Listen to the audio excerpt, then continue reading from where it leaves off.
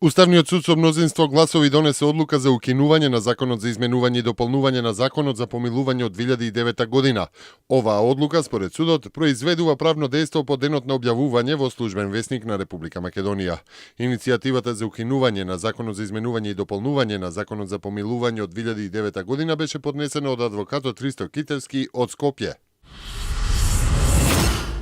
Председателот Ѓорги Иванов досна синоќа по завршувањето на седницата на Советот за безбедност изјави дека субјектите на системот за управување со кризи, задолжени за превенција и справување со кризните состојби, информирале за заканата од илегална миграција која доаѓа од територијата на Европска Унија и Шенген зоната, како и со можностите за развој на заканата и зголемување на ризиците.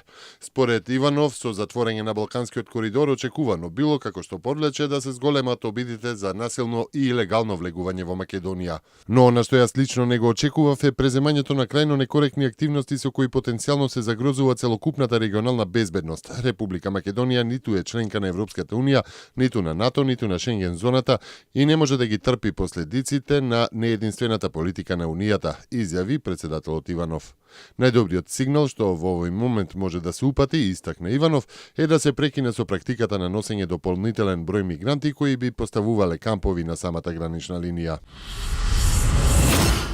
А грчката влада ќе започне постепено повлекување на бегалците од границата со Македонија, објави грчкиот весник Етнос, додавајќи дека кабинетот на грчкиот премиер Алексис Ципрас веќе изработил акциски план и планира да почне со негово спроведување. Целта е мигрантите што побрзо да бидат сместени во прифатните центри и да не се користи насилството во текот на процесот. Според последните информации, бројот на имигранти во Идомени во моментов изнесува 14.000. По повод масовното навлегување на бегалци во Македонија од кампот Идомени, Ципрас изјави дека високиот комесаријат на Обединетите нации за бегалци и невладините организации треба да го контролираат ширењето на лажни информации меѓу имигрантите. Ципрас им порача на бегалците во Идомени да се откажат од обидите да останат во регионот, бидејќи балканската рута нема да биде повторно отворена.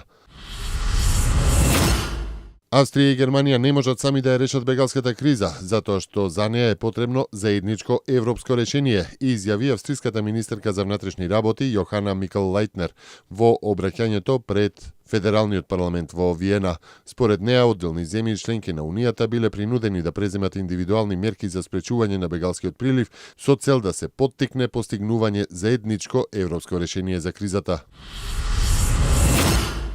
Нов современ центар за цистична фиброза во кој на едно место може да се прегледуваат, испитуваат и лекуваат и деца и возрастни, е отворен во рамки на детската болница во Козле во Скопје. Центарот има 8 комплетно опремени соби според најсовремени стандарди и опрема потребна за лекување и третман на болните од цистична фиброза.